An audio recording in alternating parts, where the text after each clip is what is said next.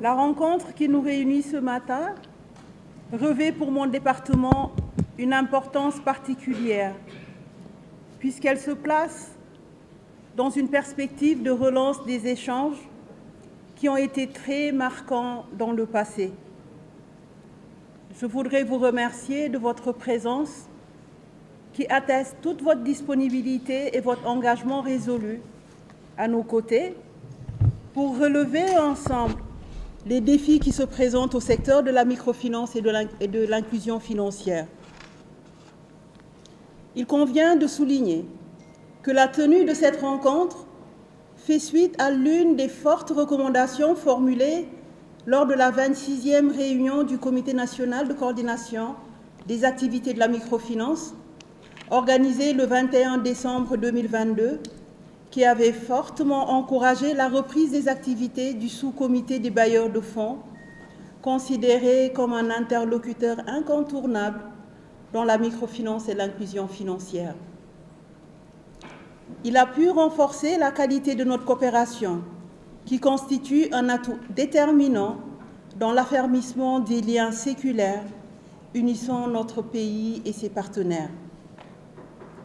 Cet élan s'est appuyé dans le temps à une vision stratégique forte, sous-tendue par la prise en charge des profondes aspirations des populations, une primauté affirmée et soutenue du droit international, ainsi que le respect des conventions applicables dans ce domaine, une prise en considération des exigences de performance articulées autour d'une maîtrise de notre niveau de croissance dans un environnement économique et financier souvent défavorable.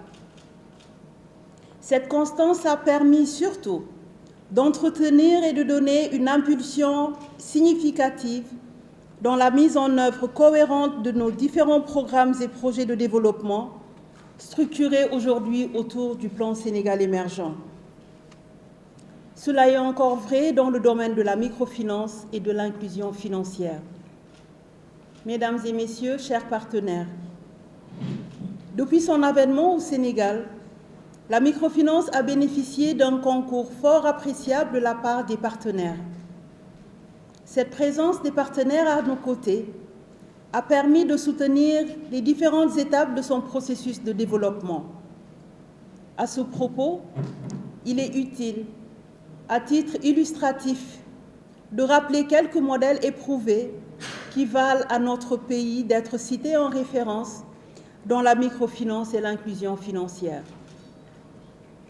La transformation d'ACEP, qui est passée d'un statut de projet en mutuelle d'épargne et de crédit grâce à l'acte de rétrocession signé entre l'USAID et le Sénégal. Le financement du plan de modernisation du Crédit mutuel du Sénégal, intervenu grâce à une subvention de 2,5 milliards de francs CFA accordée par l'Agence française de développement au Sénégal et rétrocédé entièrement au Crédit mutuel du Sénégal. Les conventions signées par l'État du Sénégal avec la coopération canadienne pour favoriser la création et le développement de l'UM-PAMECAS. Ce cadre de collaboration s'est renforcé et s'est bonifié au fil du temps grâce à l'action d'hommes et de femmes du secteur que je tiens ici à saluer. En outre, il me faut rappeler la contribution significative de la coopération canadienne sur le financement du projet PARMEC qui a donné naissance au premier cadre légal dans notre zone économique. Au demeurant, nous pouvons valablement revenir sur l'organisation de tables rondes des bailleurs de fonds avec des retombées historiques à travers la subvention de plus de 14 milliards de francs CFA de la KfW, la mise en place d'un projet-programme dénommé Programme d'appui à la l'aide de politique sectorielle de microfinance, PALPS, avec le financement du Canada, du PNUD et du FENU. La coopération italienne, qui a apporté un concours avec la Plasépris, la BID et l'État qui ont mis en place un dispositif de financement islamique dénommé Promise. Sous ce rapport, nous pouvons citer le programme d'appui à la microfinance, le PAMIF 1 et 2 avec la Belgique. J'aurais pu citer d'autres initiatives qui ont été des catalyseurs dans la volonté affirmée de soutenir nos populations, souvent exclues du système financier à travers la microfinance. Aujourd'hui, sur toutes ces initiatives, nous constatons que seuls 2 projets phares sont actuellement en cours d'exécution, la Plasépris et le Promise. Même si le secteur se montre résilient, grâce à l'apport et le concours de l'État, notamment lors de la pandémie à Covid-19, il mérite de relever que l'implication directe des PTF aurait certainement permis de connaître un niveau de développement plus marquant face aux nouveaux enjeux et aux mutations qui s'imposent. Chers partenaires, il est légitime de s'interroger sur l'absence d'une intervention coordonnée des PTF dans le financement de la nouvelle aide de politique sectorielle de la microfinance et de l'économie sociale et solidaire 2021-2025. Les enjeux organisationnels et stratégiques de notre secteur, qui se situe à une période cruciale de sa croissance, nous imposent tous d'adopter une démarche collégiale empreinte de solidarité pour s'adapter à un contexte difficile et exigeant, afin d'apporter des réponses adéquates, des solutions durables face aux multiples et importants défis qui se présentent. Pouvons-nous engager cette démarche sans la participation du sous-comité des bailleurs de fonds, encore en léthargie? Devons-nous engager ce processus de modernisation du secteur de la microfinance, principal outil d'inclusion financière des populations, en dehors de toute harmonisation des interventions des PTF? Je reste convaincue que nous pourrions engager, à compter de ce jour, un dialogue permanent et constructif à travers les axes d'intervention définis dans la lettre de politique sectorielle et la stratégie nationale de l'inclusion financière. Je sais compter sur votre disponibilité pour assurer le maintien de notre coopération exemplaire et de référence à tout point de vue pour la hisser à des niveaux compatibles aux exigences d'une inclusion financière et sociale de qualité. Aujourd'hui, donc, Madame la ministre a convié les partenaires techniques et financiers qui s'activent dans le secteur de la microfinance pour échanger donc, avec eux sur le plan d'action de la lettre de politique sectorielle de la microfinance et de l'économie sociale et solidaire.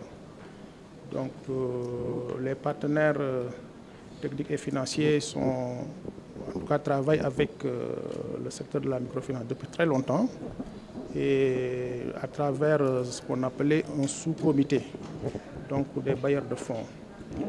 On s'est rendu compte que depuis quelques années, ce sous-comité-là est en léthargie.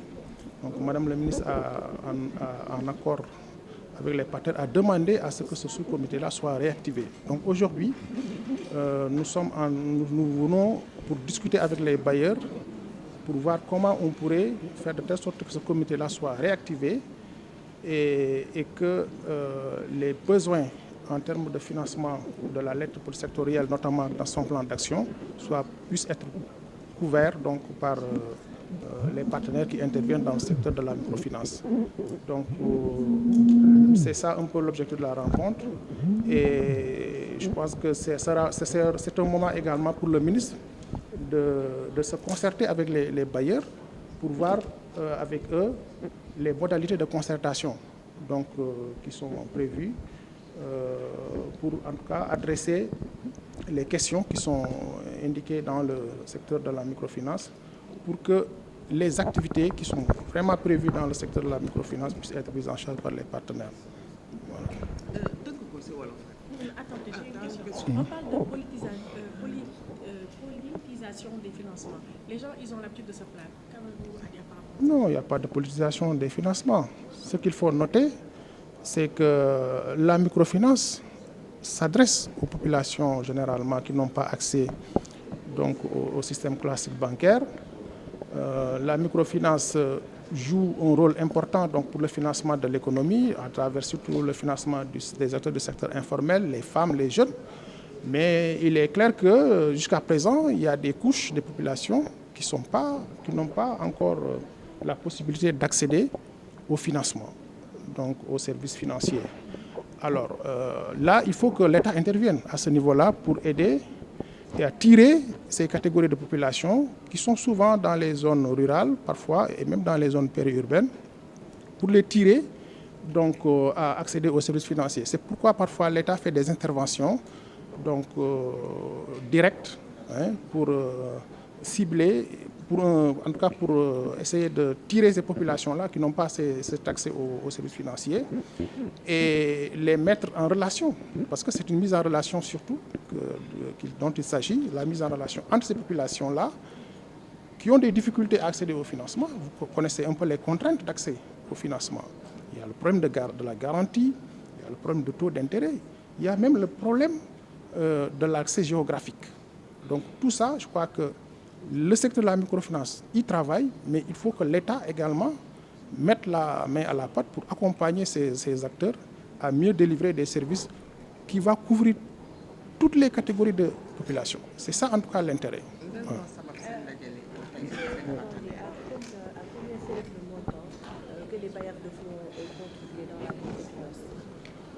Voilà, c'est ce que nous sommes en train de voir aujourd'hui, parce que nous avons une lettre de politique sectorielle dont le plan d'action a été budgétisé à plus de 112 millions, 112 milliards du moins, donc pour le budget qui est prévu pour le plan d'action de la LPS.